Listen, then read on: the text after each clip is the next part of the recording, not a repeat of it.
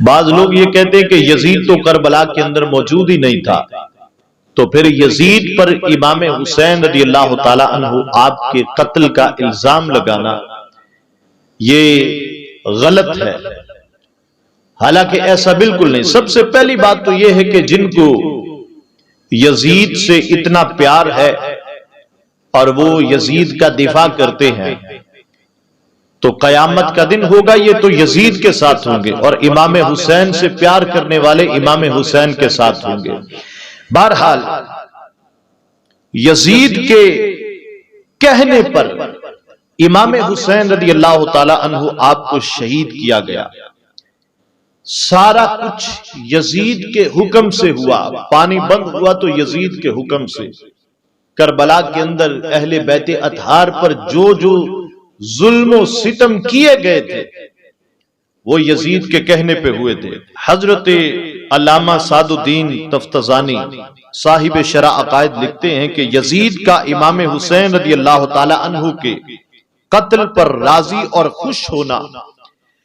اور اہل بیت نبوت صلی اللہ علیہ وسلم کی اہانت کرنا ان امور میں سے ہے کہ جو تواتر مانوی کے ساتھ ثابت ہے کہ جن کا قطعاً انکار نہیں کیا جا سکتا۔ بعض یہ کہتے ہیں کہ یزید نے امام حسین رضی اللہ تعالی عنہ کے قتل کا حکم نہیں دیا تھا، نہ ان کے قتل سے راضی تھا، نہ ان کے قتل کے بعد ان کے اور ان کے عزیزوں کے قتل سے وہ خوش ہوا، مسرور ہوا، اور وہ یوں یزید کو بچانا چاہتے ہیں۔ تو یہ بات مردود ہے، باطل ہے، اس لیے کہ اس شقی کا اہل بیت اطہار سے عداوت رکھنا اور ان کے قتل سے خوش ہونا اور ان کی اہانت کرنا یہ بالکل ثابت ہے کہ جس کا قطعاً انکار نہیں کیا جا سکتا۔ اس سلسلہ میں کربلا کے اندر جو ابن زیاد نے جو کچھ کیا کروایا اس کی اپنی شہادت سن لے کہ یزید کی موت کے بعد ابن زیاد شام کی طرف روانہ ہوا اور راستے میں وہ سواری پر کسی گہری سوچ میں تھا، اور یہ ابن اسیر کی روایت ہے جو تاریخ کی بڑی معتبر کتاب ہے، اور وہ اپنی سواری پر سوچ و بچار کے اندر مصروف تھا۔ تو اس کے رفیق سفر مسافر بن شریح نے کہا کہ آپ کو نیند نہیں آ رہی؟ تو اس نے کہا نہیں، میں کچھ سوچ رہا تھا۔ اس نے کہا میں بتاؤں آپ کیا سوچ رہے تھے؟ تو ابن زیاد نے کہا بتاؤ میں کیا سوچ رہا تھا؟ تو مسافر بن شریح نے کہا کہ آپ اپنے دل میں یہ کہہ رہے تھے اے کاش میں امام حسین رضی اللہ تعالی عنہ کو قتل نہ کرتا۔ تو ابن زیاد نے کہا کہ جہاں تک میرے اور امام حسین رضی اللہ تعالی عنہ کے قتل کا تعلق ہے وہ اس لیے تھا کہ یزید نے مجھے حکم دیا تھا کہ میں امام حسین رضی اللہ تعالی عنہ کو قتل کروں، اور اگر میں نے امام حسین رضی اللہ تعالی عنہ آپ کو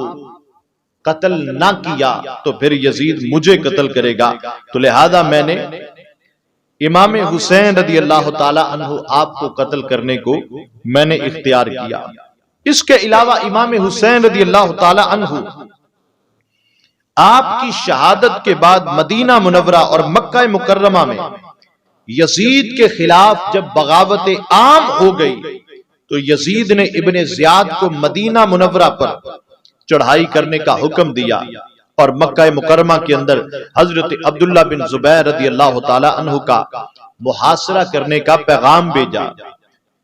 تو ابن زیاد نے کہا کہ خدا کی قسم میں اس فاسق یعنی یزید کے لیے ابن رسول حضرت امام حسین رضی اللہ تعالی عنہ کا قتل جو پہلے کر چکا ہوں، اب کعبہ شریف کے اندر میں لڑائی کر کے ان دو گناہوں کو میں جمع نہیں کروں گا۔ تو لہذا میں نے مدینہ پاک پر اور مکہ مکرمہ پر حملہ کرنے سے انکار کر دیا کہ ایک تو میرے سر پر یزید کے کہنے پر امام حسین رضی اللہ تعالی عنہ کا قتل ہے، اور دوسرا آگے یہ مجھ سے اتنے گنونے جرم کروا رہا ہے اور مجھے اس کا حکم دے رہا ہے کہ میں مدینہ پاک پہ حملہ کروں اور پھر مکہ پاک پر حملہ کروں. تو امام حسین رضی اللہ تعالی عنہ آپ کو شہید یزید کے حکم سے کیا گیا تھا. اور جو آج یزید کی حمایت میں بولتے ہیں اور امام حسین رضی اللہ تعالیٰ عنہ اور یزید کے بارے میں پراپوگنڈا کرتے، یہ تو دو شہزادوں کی جنگ تھی. حالانکہ یہ جنگ ایسے ہی تھی کہ جس طرح کفر اور اسلام کی جنگ ہوتی ہے. تو یزید کے حمایتی محشر کے دن یزید کے ساتھ ہوں گے، اور امام حسین رضی اللہ تعالی عنہ سے پیار کرنے والے اللہ کے فضل سے امام حسین کے جھنڈے کے نیچے ہوں.